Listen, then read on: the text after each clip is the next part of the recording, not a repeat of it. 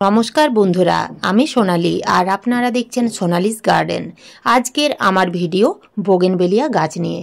আপনারাও যদি বোগেনভেলিয়া গাছ থেকে এই রকম গাছ ভরা ফুল পেতে চান এবং সেই ফুলগুলোকে অনেক দিন গাছের মধ্যে রাখতে চান, তাহলে আজকে আমি আমার এই ভিডিওতে এমন একটা খাবারের কথা বলবো, যে খাবার গাছের মাটিতে প্রয়োগ করলে যে গাছে ফুল আসেনি সে গাছে ফুল আসবে, যে গাছে ফুল ফুটে গেছে সেই গাছের ফুলগুলো অনেক দিন পর্যন্ত গাছের মধ্যে টিকে থাকবে।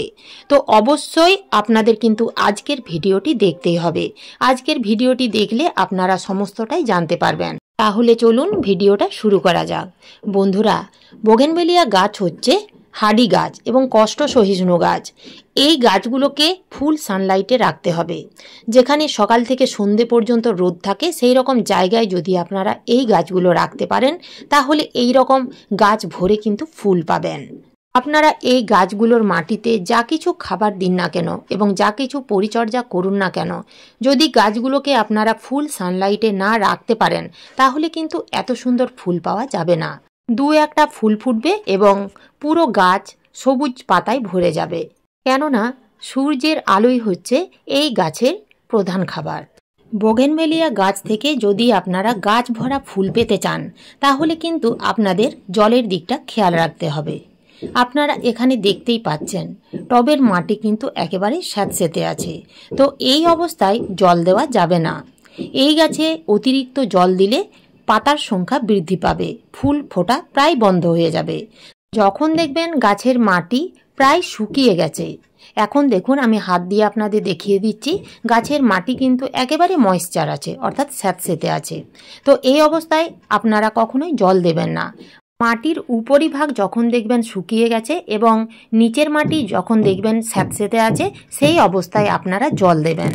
তবে গাছের মধ্যে যখন ফুল চলে আসবে তখন কিন্তু গাছের মাটি একেবারে খটখটে শুকনো রাখবেন না। তখন কিন্তু আপনাদের এমন মাটি রাখতে হবে যেন মাটির মধ্যে একটা স্যাঁতসেঁতে ভাব থাকে। তা না হলে সেই ফুলগুলো কিন্তু খুব তাড়াতাড়ি ঝরে যাবে। ফুলগুলোকে অনেক দিন ধরে টিকিয়ে রাখার জন্য আপনাদের মাটি কিন্তু ময়েশ্চার রাখতে হবে। আর যদি আপনারা বোগেনভেলিয়া গাছের মাটিতে জল থাকতে থাকতে আবার জল দিয়ে দেন, তাহলে কিন্তু গাছের ক্ষতি হতে পারে।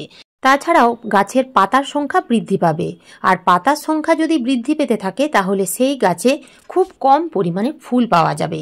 তাই জলের দিকটা অবশ্যই আপনাদের বুঝে বুঝে দিতে হবে। মাঝে মধ্যে অর্থাৎ মাসে অন্তত 1 থেকে 2 বার গাছের মাটি একটু খুশে দেবেন। মাঝে মধ্যে যদি গাছের মাটি একটু আলগা করে দেওয়া হয়, তাহলে খুব ভালোভাবে আলো বাতাস মাটির ভেতরে চলাচল করতে পারবে, যার ফলে শিকড় খুব ভালোভাবে মাটিতে ছড়াতেও পারবে। গাছের শিকড় যদি সুন্দরভাবে মাটিতে ছড়াতে পারে, তাহলে গাছও সুন্দর থাকবে এবং সেই গাছ থেকে প্রচুর পরিমাণের ফুলও পাওয়া যাবে। বোগেনভেলিয়া গাছ থেকে প্রচুর পরিমাণের ফুল পেতে গেলে যে কাজটা আপনাদের করতে হবে তা হলো এই যে আপনারা এখানে দেখতেই পাচ্ছেন এই ডালটিতে কত পরিমাণ ফুল ফুটেছে। তো ফুলগুলো যখন ফোটা হয়ে যাবে এবং যখন শুকিয়ে যাবে, তখন ঠিক এই জায়গা থেকে আপনারা কেটে বাদ দিয়ে দেবেন। তাহলে কি হবে, এখান থেকে আবার নতুন নতুন ডাল গজাবে এবং সেই ডালে আবার ফুল ফুটবে। এখানে আপনারা দেখতেই পাচ্ছেন, এখানে দেখুন আমি এই ডালটা কেটে দিয়েছিলাম। এই ডালটা কেটে দেওয়ার পরেই এখান থেকে দেখুন একটা ডাল বেরিয়েছে এবং এখান থেকে আরেকটা ডাল বেরিয়েছে। মাঝে মধ্যে যদি ডাল কাটাই ছাঁটাই করা হয়, তাহলে গাছ অনেক বেশি ঝোপালো হয়। গাছ ঝোপালো হলে সেই ডালে প্রচুর পরিমাণের ফুল পাওয়া যায়। এখন জেনে নেওয়া যাক এই গাছের মাটিতে আপনারা কি খাবার প্রয়োগ করবেন। এই গাছের মাটিতে আজকে আমি জৈব এবং রাসায়নিক 2 ধরনের খাবার দেওয়ার কথা বলবো। আপনাদের কাছে যে খাবার থাকবে সেই খাবার দিতে পারবেন। যদি আপনারা রাসায়নিক সার ব্যবহার করতে চান তো রাসায়নিক সার দিতে পারেন। যদি আপনারা জৈব সার ব্যবহার করতে চান তাহলে জৈব সারও দিতে পারেন। যদি আপনারা রাসায়নিক সার ব্যবহার করতে চান তাহলে 15 দিন অন্তর লাল পটাশ কিংবা সাদা পটাশ আপনারা সারের দোকানে পেয়ে যাবেন।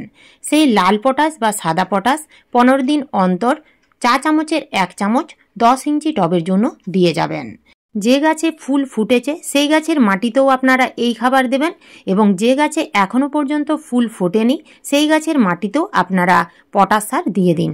দেখবেন কিছুদিনের মধ্যে গাছে ফুল আসতে শুরু করবে এবং সেই ফুলের কালার সুন্দর হবে এবং অনেক দিন পর্যন্ত সেই ফুল টিকে থাকবে। আপনারা যদি রাসায়নিক সার ব্যবহার করতে না চান, সেক্ষেত্রে আপনারা বাড়িতে ফেলে দেওয়া সামান্য কিছু জিনিস দিয়ে সুন্দরভাবে তৈরি করে নিতে পারেন জৈব তরল সার। এই সেই জৈব তরল সার। এই জৈব তরল সারের মধ্যে আছে প্রচুর পরিমাণের পটাশিয়াম। এছাড়াও আছে বিভিন্ন অনুখাদ্য, যা গাছে ফুল আনতে, ফুলের কালার ধরে রাখতে, গাছের গ্রোথ সুন্দর করতে এবং শিকড় সুন্দরভাবে বৃদ্ধি করতে সাহায্য করবে। এই জৈব তরল সার আপনারা কি কি উপাদান দিয়ে এবং কিভাবে তৈরি করবেন জেনে নিন। ফেলে দেওয়া মাত্র 3টি উপাদান দিয়ে আপনারা এই তরল সার তৈরি করতে পারবেন। এই 3টি উপাদানের মধ্যে আছে 2টো কলার খোসা, পাকা কলার খোসা, 3 থেকে 4টি আলুর খোসা এবং 1 মুঠো নিয়েছি পেঁয়াজের খোসা। 1 লিটার জলে মোটামুটি 10 থেকে 12 ঘন্টার মতো ভিজিয়ে রাখবেন। 10 থেকে 12 ঘন্টা ভিজিয়ে রাখার পরেই জলের কালার ঠিক এই রকম হয়ে যাবে এবং সেই তরল সার আপনারা অতি অবশ্যই ছেঁকে ব্যবহার করবেন। তখন আপনারা গাছের মাটিতে দেবেন। এইভাবে আস্তে আস্তে ধীরে ধীরে গাছের মাটিতে তরল সার প্রয়োগ করবেন। যতটা তরল সার মাটিতে প্রয়োজন হবে ততটাই দেবেন, অতিরিক্ত দেবেন না, ড্রেনেজ হোল দিয়ে বাইরে বেরিয়ে যাবে। তো আপনারা দেখতেই পাচ্ছেন আমি ধীরে ধীরে তরল সার গাছের মাটিতে দিয়ে দিলাম। এই তরল সার আপনারা প্রত্যেক সপ্তাহে 1 বার করে দিয়ে যাবেন। তরল সার যদি গাছের মাটিতে প্রয়োগ করতে না চান, তাহলে পাকা কলার খোসা আপনারা আরেকভাবেও ব্যবহার করতে পারেন। পাকা কলার খোসাতে থাকে প্রচুর পরিমাণের পটাশিয়াম।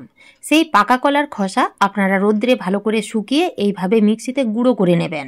পাকা কলার খোসা গুঁড়ো করে আপনারা বহুদিন স্টোর করে রাখতে পারবেন এবং 10 ইঞ্চি টবের জন্য 10 দিন অন্তর 2 চামচ করে গাছের মাটিতে দিয়ে যাবেন। পাকা কলার খোসার মধ্যে থাকে প্রচুর পরিমাণে পটাশিয়াম। এছাড়াও থাকে নাইট্রোজেন, ফসফরাস, যা গাছের বৃদ্ধিতে এবং শিকড় বৃদ্ধিতেও সাহায্য করে। গাছের যত ভালো শিকড় বৃদ্ধি পাবে, গাছ ততটাই সুন্দর বেড়ে উঠবে এবং সেই গাছ থেকে প্রচুর পরিমাণে ফুল পাওয়া যাবে। আপনাদের কাছে যদি পাকা কলার খোসার গুঁড়ো না থাকে, সেক্ষেত্রে আপনারা আলুর খোসা ভালো করে শুকিয়ে গুঁড়ো করেও দিতে পারেন, তাতেও কিন্তু খুব ভালো কাজ দেবে।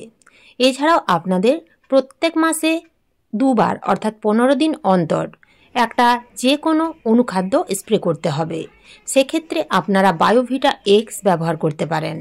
1 লিটার জলে আপনারা 1.5 থেকে 2 ml পর্যন্ত এই বায়োভিটা এক্স দিতে পারবেন। তারপরেই আপনারা ভালো করে ঝাঁকিয়ে পুরো গাছ স্প্রে করে দেবেন। এতে দেখবেন গাছে প্রচুর পরিমাণে ফুল পাবেন এবং ফুলের কালারও কিন্তু সুন্দর হবে। আমি বায়োভিটা এক্স ব্যবহার করছি বলে যে আপনাদের বায়োভিটা এক্স ব্যবহার করতে হবে এমনটা নয়। আপনাদের হাতের কাছে যে অনুখাদ্য থাকবে সেই অনুখাদ্যই ব্যবহার করতে পারবেন। তো এই ছিল আজকের আমার এই ভিডিওটি ভালো লাগলে একটা লাইক অবশ্যই দেবেন, কমেন্ট করতে ভুলবেন না। নতুন বন্ধুরা আমার চ্যানেলটিকে সাবস্ক্রাইব করে পাশে থাকার অনুরোধ রইল। আপনারা সবাই ভালো থাকবেন, সুস্থ থাকবেন। ধন্যবাদ।